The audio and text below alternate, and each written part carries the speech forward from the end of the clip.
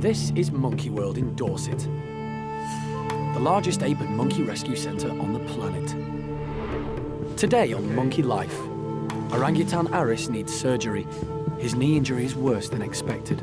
Now, the worry here is that he could lose his knee completely, and we've got to try and save that for him.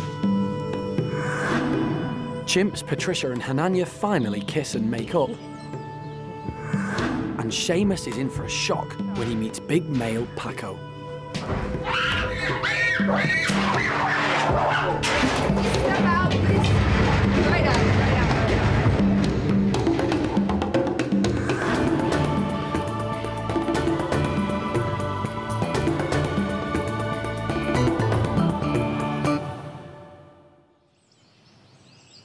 It's early morning at the park. And down at the Bachelor pad, 8-year-old Seamus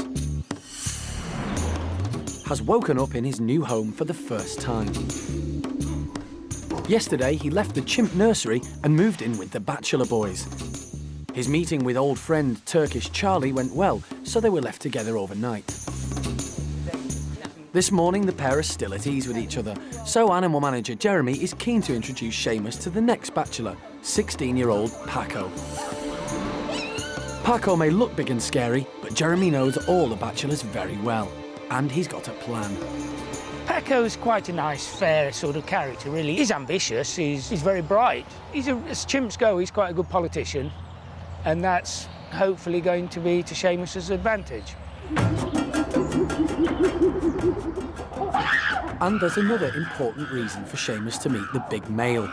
Paco may be in the running for alpha male of the group one day, so it's important that the two become friends. And because of his size, Seamus won't be a threat to Paco or the other Bachelors. He is quite a small chap by comparison, well, very small comparison to this lot. So therefore, you look at him and you don't think, goodness me, this bloke's going to take my job. You look at him and think, look at him, isn't he cute? Well, hopefully, that's what we're banking on. He's a lovely little boy, but he's also a moron. And what better place for him than with all the rest of the yobs? So, I mean, that's why everybody else is in here. I mean, look at Sammy there. He's as daft as a brush, but he's a nice guy. So therefore, Seamus ought to fit in now. He'll find a niche and become one of the brainless yobs, because that's what he is. And then he's in the best place. What better place for him than, not to have to use his brain? Paco is ready and waiting to meet Seamus. When we let him through here and let them see each other through the mesh, and then be ready to open the door if it's looking good. Okay, here we go. Come on, Seamus. Seamus is aware another chimp is behind the door, so he's understandably nervous. Good boy. Paco is much bigger than Seamus and could potentially hurt him. Good boy, mate. To everyone's relief, Paco stays calm, which is a positive sign. That's good. Well done. But the calm atmosphere doesn't last long, and things quickly take a turn for the worse. Good boy.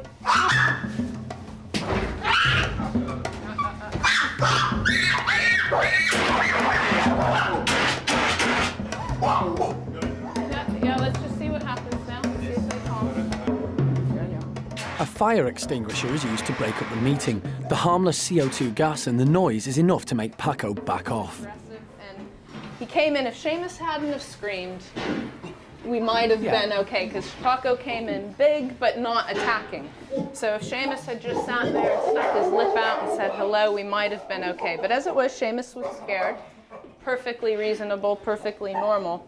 My interpretation, he did very well. Yeah. And, he's obviously ignorant because he's never been in this situation particularly.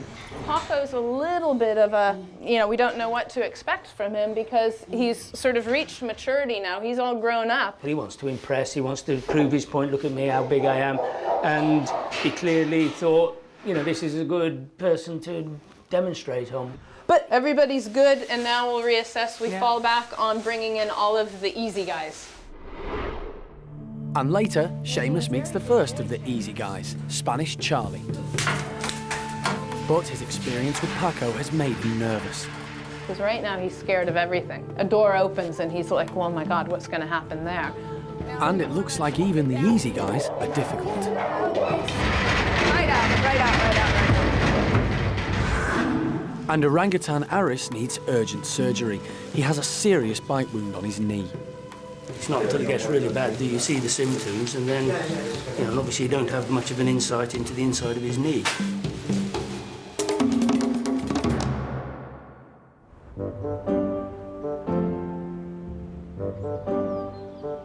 When Seamus meets the rest of the Bachelor boys, he'll find daily life in their enclosure isn't always crazy. Right now, they're outside taking it easy. This is a group of males, so naturally there's the odd flare-up. But on the whole, they're a settled group and usually get along just fine. Buxom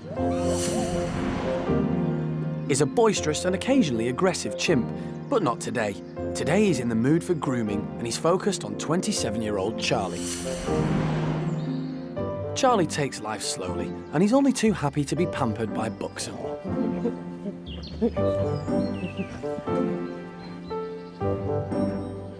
But Buxom's on a grooming mission and he's moving on to Jimmy. Jimmy's new to the Bachelor group, but he's settled in well and he's popular with the whole troop. Hopefully life can be as enjoyable as this for Seamus when he finally gets used to the fact that he's now one of the Bachelor boys. Meanwhile, Jimmy's just happy enjoying Buxom's unusually calm, playful mood. Maybe because he knows it's unlikely to last long. They are the Bachelor boys after all.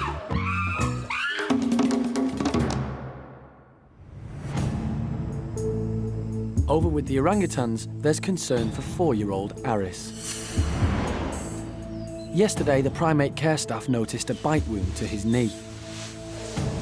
Today, it hasn't improved, and vet Mike Nathan thinks he needs surgery. Over the weekend, the hole needs swollen up and it's burst and there's pus coming out of it. Now, the worry here is that if this has gone into his joint and he's not using his leg properly at all, then he's got what we call a septic arthritis. The pus is coming out from in between the coverings around the bone, and that's really very serious. It loses knee completely, and we've got to try and save that for him. So let's keep fingers crossed.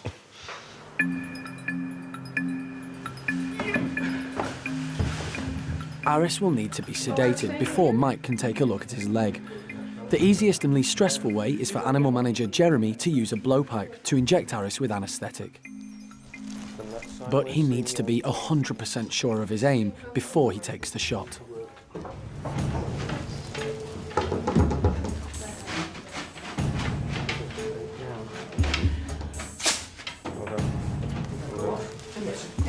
Well done, well done. The team don't know who bit Aris's knee because it happened during the night. But as he's quite a feisty young orang, it's likely he was being too boisterous and one of the adults told him off. And you cover yourself down there. Mike needs to ensure Aris is fully sedated before he can begin his examination. As he isn't completely asleep, he's being topped up with anaesthetic gas. Still in the limbo.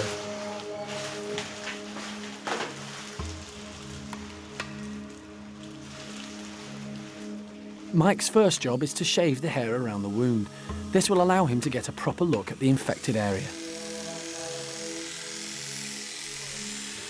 Now that he's able to be examined properly, where he's been sucking this, you can see, as we look at, see the fluid coming out, that almost certainly is coming out from the knee joint. But that means that this potentially is the infection is coming from inside the joint cavity. And just cleaning this up, I'm going to bandage the whole leg to carry him through to X-ray. Mike's almost certain that Aris does have septic arthritis, an infection inside the knee joint. If they don't operate now, he could lose his leg. The primate care staff have close bonds with all the animals. When they're ill, it's a worrying time. The thing is, with a lot of animals, but particularly with anthropoids, is that they don't show symptoms. It's a weakness. So, it's not until it gets really bad do you see the symptoms, and then, obviously you don't have much of an insight into the inside of his knee. Are you ready? It's important that Mike takes x-rays. He needs to be sure there isn't a break or fracture to Aris's leg bone or knee joints. Okay, we'll get... But the x-rays look good. There seems to be no damage to the bone. There's nothing untoward. I didn't expect to see any changes so quickly, but it's sensible to have taken the pictures and make sure that there's no break or anything like that, you know, any crack in the bone that there could be, and then we'd be doing something foolish. Okay, let's see. We're now going to open up the knee. Later, surgery reveals the damage to Aris's knee is much worse than they first thought. The crack goes from there till there. No, I don't think so. God, I hope not. And Chimp Patricia finally makes friends with alpha male Hananya. We're at a good place now, hopefully. Yeah, each day you see improvement with her.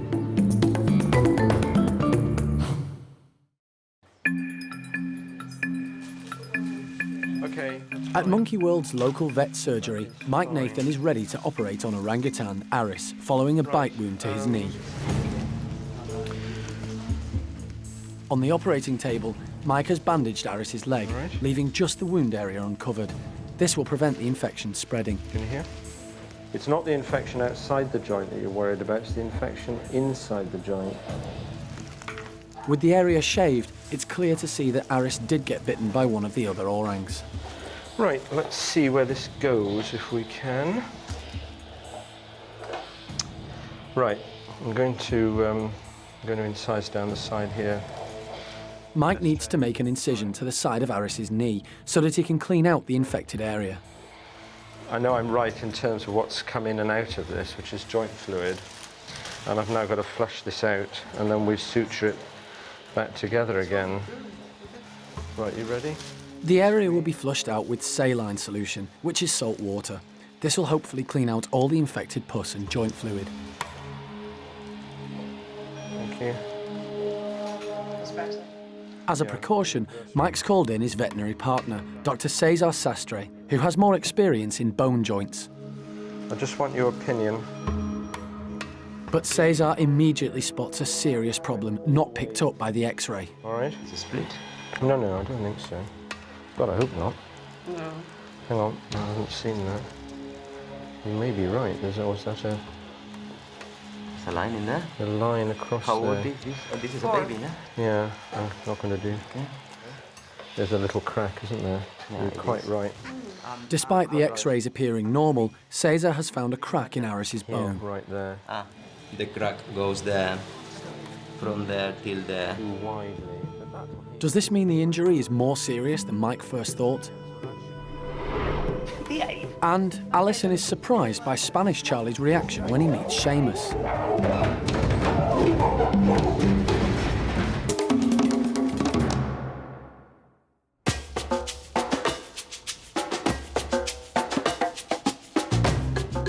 Over in Hananya's chimp troop, the team have been trying to get Patricia to feel comfortable in the company of alpha male Hananya.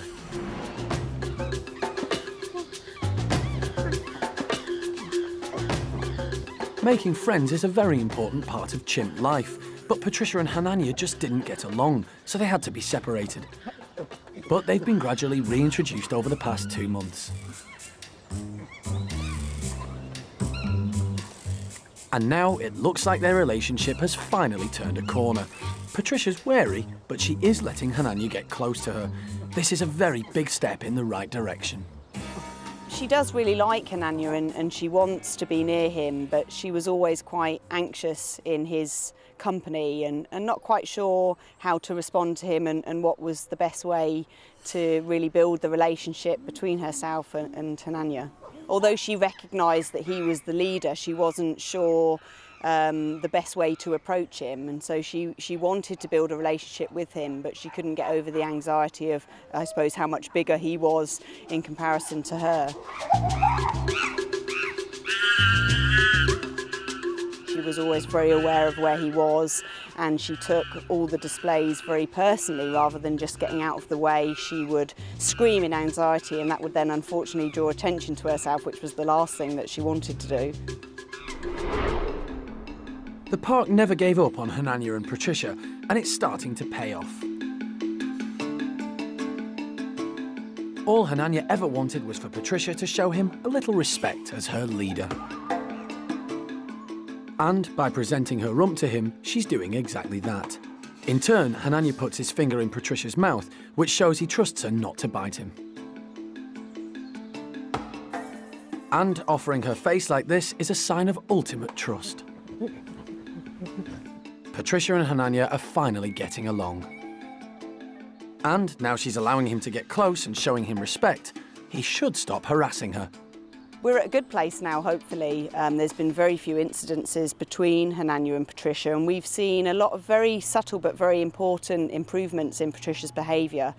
She really seems to be starting to get an understanding of the hierarchy of the group and how it works, and really her place within that hierarchy. She's much more relaxed in Hananya's company. She doesn't respond to him in the same way. The screaming has definitely reduced. She presents to him now. She's even been seen grooming him and him grooming her. But yeah, each day you see improvement with her. It's taken 3 years to get to this point, but it's proof that patience and persistence works. Hopefully, Patricia will now fully settle into chimp life and find her place within the group.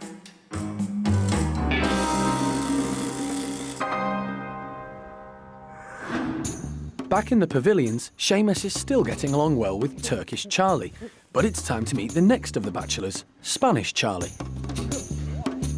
He's a nice chimp, so hopefully he'll give Seamus a better reception than Paco. But Turkish Charlie has become protective of Seamus, and he immediately lets Spanish Charlie know it. This sends Spanish Charlie off into a display, and he takes it out on Turkish Charlie.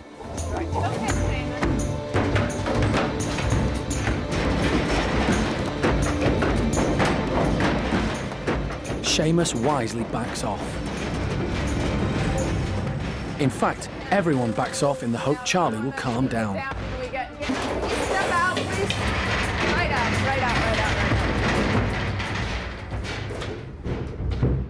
Chimp meetings can be feisty, and Seamus is going to have to learn this if he's going to settle in with the bachelors. But it's not as serious as it looks. Spanish Charlie, I mean, from the very beginning, that's been one of his sort of like distinguishing characteristics, is that he sort of launches off into displays at really inappropriate times, or, you know, sometimes when you can't even figure out why he's doing it.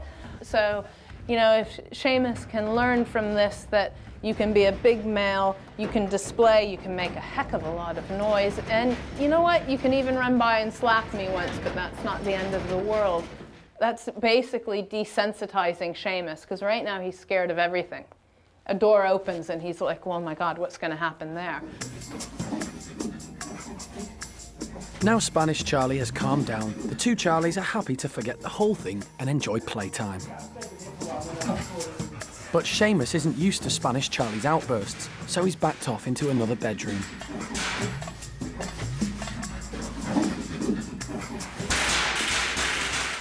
Curiosity has got the better of Spanish Charlie. If Seamus won't go to him, he'll go to Seamus.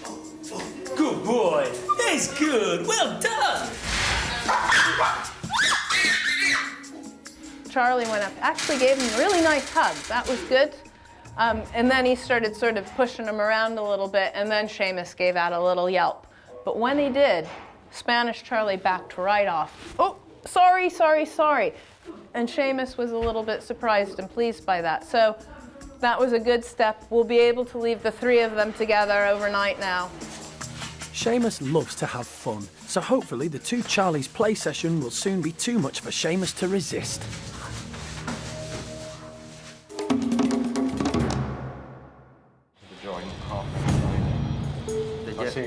Back with Orang-utan Aris, vets Mike Nathan and Cesar Sastre have found a cracked bone whilst treating an infected bite wound. What about now? The crack goes there, from there till there, and But finishes he's a young in there. animal. As long as we can control the infection, all that will heal. Luckily for Aris, this fracture shouldn't cause any permanent damage. With the wound thoroughly cleaned, the operation is almost over. We're going to close the joint up now, and as we close it, we're going to put this collagen sponge in here. the sponge has been soaked in antibiotics. And it'll give a slow release of antibiotic in the joint without getting very, very high levels of antibiotic around the rest of this little youngster's body. And that's quite important because potentially the drug is a little bit toxic, but it's the best drug to use for a potential septic arthritis.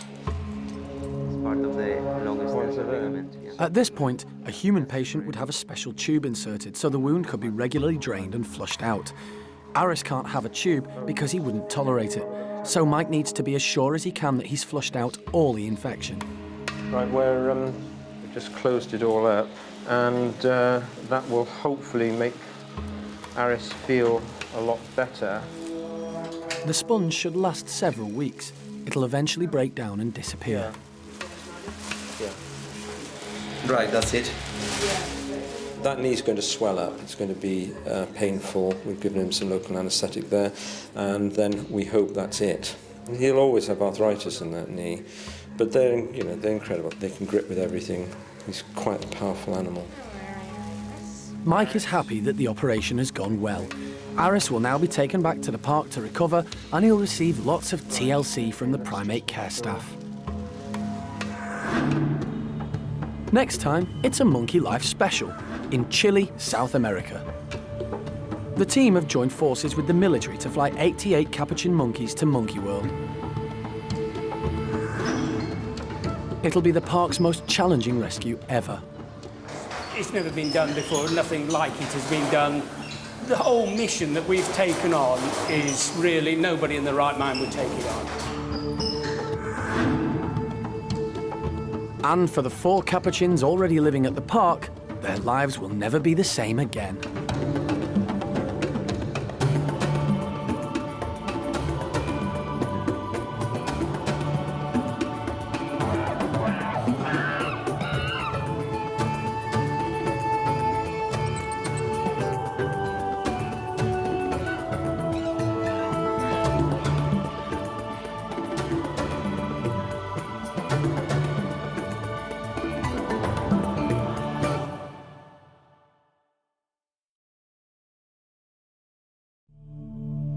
This is Monkey World in Dorset, the largest ape and monkey rescue centre on the planet.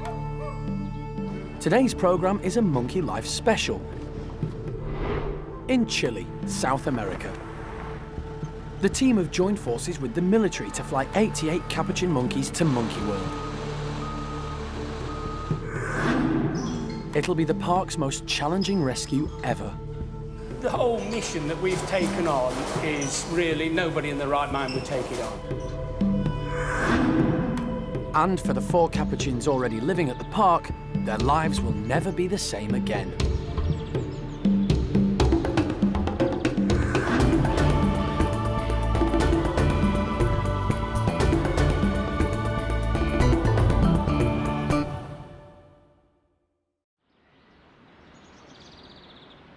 Monkey World is home to 15 different species of primate. One of these is the capuchin monkey. At present, 4 live at the park, but they're about to be joined by a whole lot more.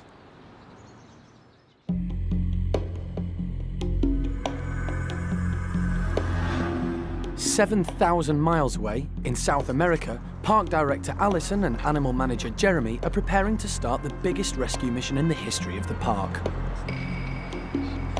We're really pleased to finally get here because it's been over a year since we first started talking about rescuing some capuchin monkeys in a laboratory in Chile, and finally we've made it here, so really excited. This university laboratory has been home to 88 capuchins that have been used for medical research.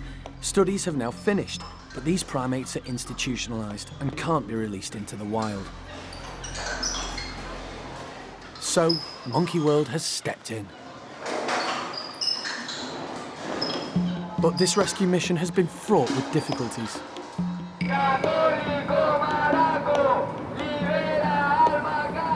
There were all sorts of political problems, animal protesters at the lab threatening the lives of the researchers and so on. So the lab really had to make a decision and say, you have to come take the monkeys now, and you can take whatever you can take.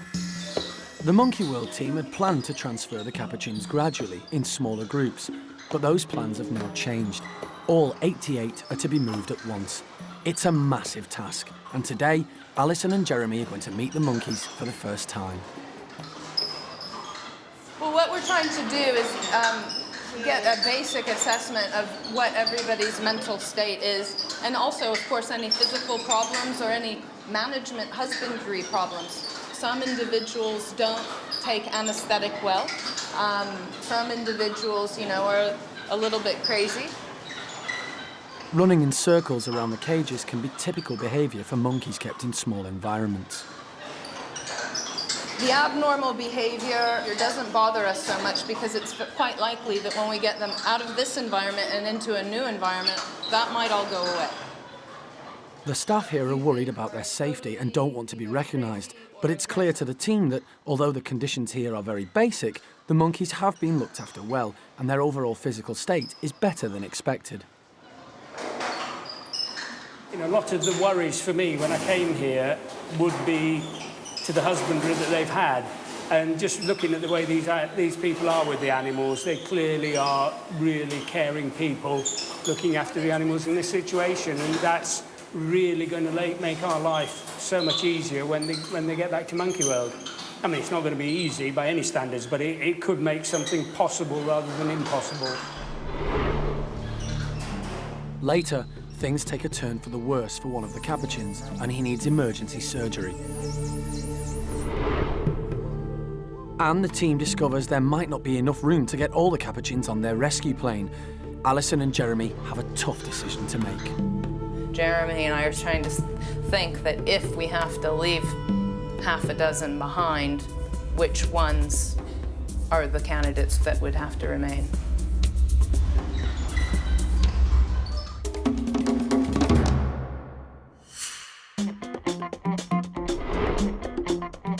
While the team is busy in Chile, back at Monkey World, last-minute preparations are being made for the capuchin's arrival. The staff have spent weeks designing and building the capuchins' new homes and enclosures, and they've been creative, developing their final, elaborate design. What we've done for the capuchins, we started off, primate care staff got involved and we made a model. And from the model, you know, the structure's gone up. We've put in staircases that we've never done before in the park, a spiral staircase, a different dimension to the enclosure, and hopefully the capuchins will use it. There's more hose pipe to go up, there's nets to go in, there's rope bridges to go up. Everything's user-friendly, everything's homegrown, if you like, as well, as much as we can. And it's environmentally friendly as well, as much as we can. There's no bad things in here, if you like. Everything's unique and growing as we can help it. The park has designed this enclosure with multi-levels and, most importantly, lots of space. In the wild, capuchin monkeys forage everywhere for food. From the highest part of the tree canopy, right down to the forest floor. You know, it's a big enclosure. You know, the capuchins that are coming have been in solitary confinement, you know, we know that much.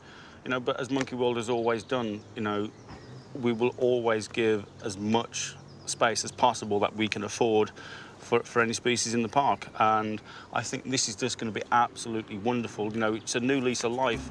It's what Monkey World's about. It's about giving back what's been taken away from the primates in the park.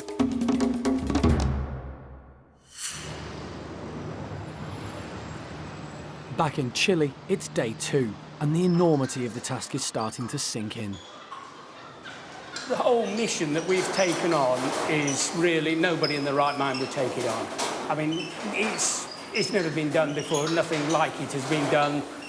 You know, we've learned so much along the way, but it's like any science. The more you know, the more you realise you don't know anything. One crucial thing Alison and Jeremy have to do is assess the monkeys' social skills. If there's going to be any chance of rehabilitating these capuchins, they're going to have to be able to interact with one another in a large group. Most of these primates have lived alone in cages, so it's a big risk, and just may not be possible. But Jeremy's pleased at how aware of one another the monkeys appear to be. I mean, even though this animal can't see that animal, they're chatting away. You can hear them. They're all chatting away. They all know each other. So although they're going to be upset, and it's all going to be very new for them and all that stuff, they're not going to, they're going to be chatting away. They're going to be talking to each other, and that is going to really help them. It really is going to help them a lot. And, even more surprising for the team, there's a noticeable hierarchy of dominance in each room. The alpha male in this one is 30-year-old Gorillon. And this morning, the team has noticed he has a medical problem. He's got a swelling under his left eye, and that's almost definitely an infected canine tooth. So, with any dentist work, the first thing you've got to do is clear up the infection, which is causing the problem. So we've talked to the ladies here, and they're going to put him on some antibiotics, possibly give him a long-acting antibiotic, which will cover him till we get back to Monkey World. Still got a few miles to put on the clock, haven't you? Some of the younger primates are let out during the day. This gives Jeremy more of a chance to observe how the monkeys react to one another. He says, I'm not sure about you. I have that effect on people, don't worry.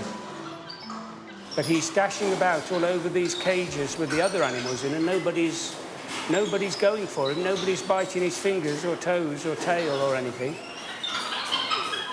Are we going to play this game? No. No?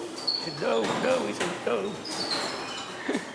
The plan is to place these capuchins in 2 large groups back at Monkey World, and everything that Jeremy and the team have seen here is encouraging. It really looks as if they might adapt to life in the open. And the sooner you're not number 124, but have a proper name, the better, I reckon. Isn't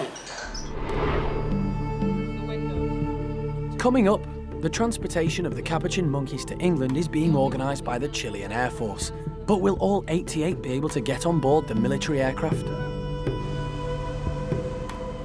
There is some question mark now as to whether or not all of the boxes with their water bottles that sort of add a bit of extra dimension to it will all fit into the cargo bay area of the plane that we've been allotted. And Monkey World's 4 resident capuchins are blissfully unaware that they'll soon be sharing their breakfast with another 88 of their own kind.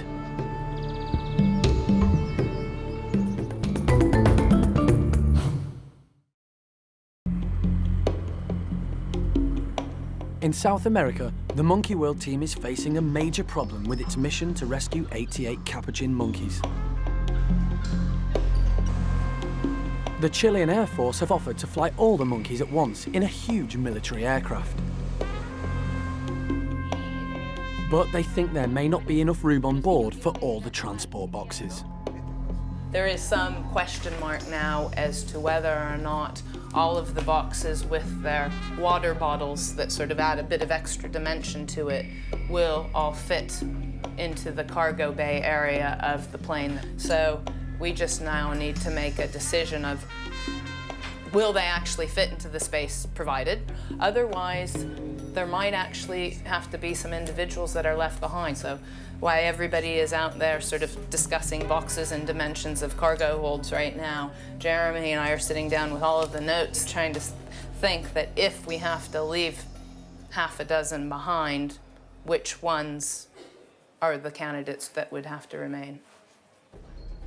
At the moment, it's not looking good, but Alison is determined that they won't leave any monkeys behind, and she's come up with a plan. What we can do is right now stack up 4 to make sure that we are feeling that they are strong enough. Jeremy thinks that we could stack 6 high, no problem, so I think probably okay.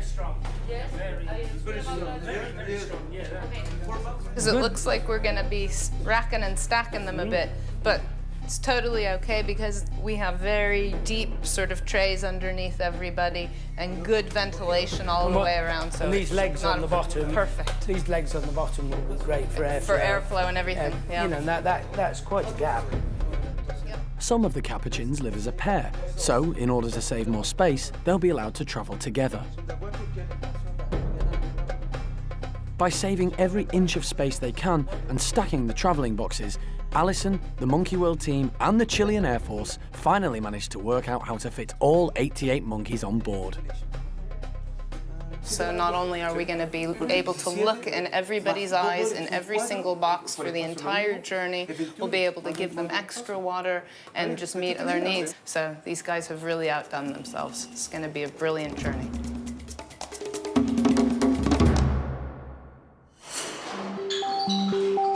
But the number may already be down to 87. Alpha male Gorillon's medication has not been enough to keep the infection in his canine tooth at bay. He needs surgery before he can travel to Monkey World. He has infection in his tooth that caused a swelling on his face, which we have seen before, and now the dentists are cleaning it out, and they'll give him a root filling, which is really good for Gorilla because he is 30 years old. He's already missing one canine tooth, so being able to keep that extra canine tooth on the top is really good. Gorillon will be given medication and carefully monitored for the next couple of days. Day after tomorrow, I'm sure he'll be fine by then. You know, there's loads of antibiotic and painkiller and everything, so... New monkey. This means that Gorillon will be able to make the trip to England, and he'll be much more comfortable.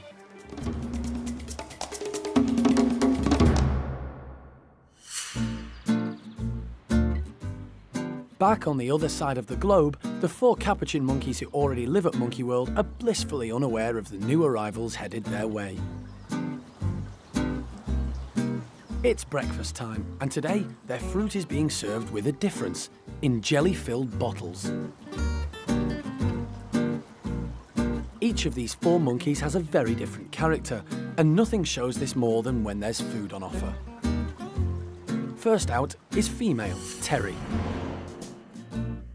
At the moment, she's the only capuchin girl at the park, and she's smart enough to know she has to get in quick before the boys show up and grab all the food. The keepers have placed the fruits in these bottles to make the monkeys work harder for their reward. Capuchins have long, dexterous fingers. This allows them to easily grasp fiddly objects, and it's certainly working on the fruity chunks. Next out is Tom. He's the boss, and he loves his food. But he can't see the point of all that work to get at the fruit. Especially since Terry's leftovers are lying around. Tom's going to have to try harder than that if he's going to remain alpha male after the arrival of the new capuchins from Chile. Finally, here's the most vulnerable member of the group, Shy Gizmo. He seems unsure of the bottles and keeps his distance. Just like the Chilean capuchins, Gizmo was found living in solitary confinement. So when he arrived at the park, he needed to learn to adapt to being with others of his own kind. Gizmo has been one of the park's more difficult monkeys to rehabilitate. The staff will have to keep a close eye on him in the weeks to come.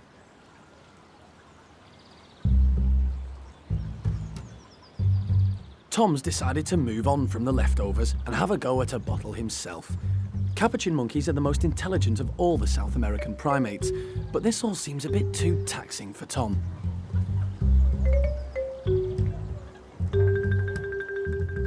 While Tom is distracted, Gizmo seizes his opportunity. It's taken 2 long years to rehabilitate him, but at last he seems to be getting the idea of living and feeding with others. And this is great to see, as soon he'll be living with many, many more.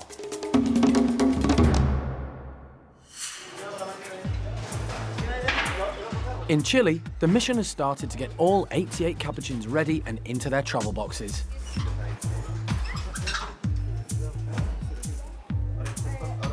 The first to go are the monkeys who already live in pairs. It'll actually be a much more easy journey for them because they'll have companionship, and it makes it sort of more comfortable and friendly, and they can sort of hug each other on the whole journey. So those that were already paired up, we're leaving in pairs, transporting in their existing cages so that they feel familiar and don't get freaked out. So far so good. But some of the monkeys who do have to move boxes aren't happy to just walk into them, and they need a little firm encouragement.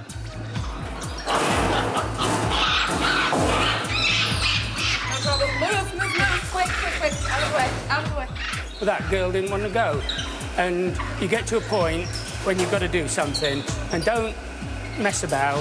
If you're going to catch her, catch her. Don't think, should I? No, just go for it. And she didn't even try to bite, and then it's done. But all that, she was getting upset with this method and that method and the other method, so just grab her and put her in a box. And it really is that simple, but you've got to go for it.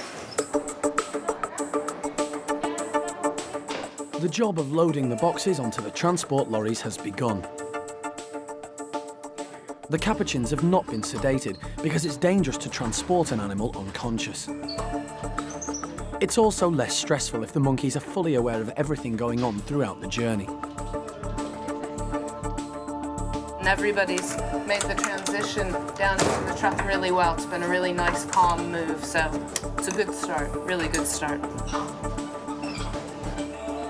They know this is the best thing for the monkeys, but it's hard for the staff who've spent 20 years caring for them to say goodbye.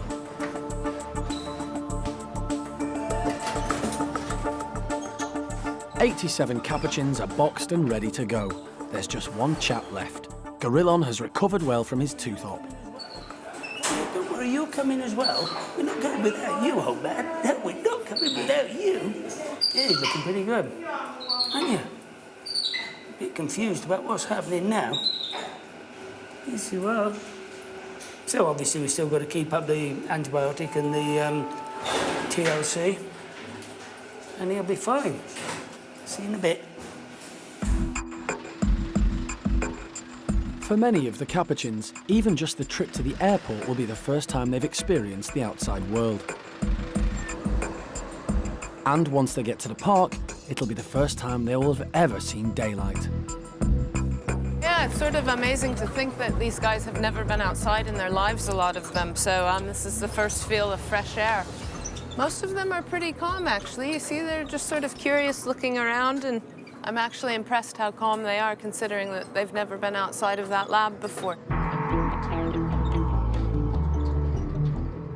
The job of loading the capuchins onto the plane is a massive one. It'll take 25 people 5 hours to complete the task. We've been up through the night, boxing all of these guys up, and now standing here alongside a Hercules about to fly through Brazil and then into the Canary Islands and eventually on to UK, so pretty huge. Yeah, it doesn't get much huger. It's dawn when the plane finally gets clearance to take off.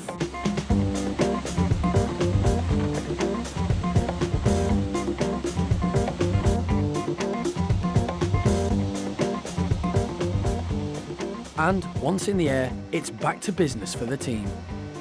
None of them are screaming threats or alarm calls, so it's not bad. I think they're quite content. It's really warm in here. They'll like that. They're getting really nice snacks along the way. And for the first time in their lives, they're interacting with us, and nothing's going to be done to them. And that's the way it should be, and it's the way it's going to continue. And we're going to be doing a lot more of that at Monkey World. In fact, we've got everything lined up, branches, all kinds of stuff, more natural environment for them. So these guys have a lot more spoiling to be done. After a very long day, the team finally gets a chance to get comfortable. Or as comfortable as they can. Next time. It's been a 2-day journey, but the Chilean capuchins finally land in the UK. It's treat time at the park, and alpha male Tom will do everything he can to get his hands on them. And there's bad news in the orangutan house. A couple of days ago, toddler Aris had a knee operation, but something has gone seriously wrong. The next morning, he was found effectively in a state as if he'd had, in simple terms, some kind of stroke.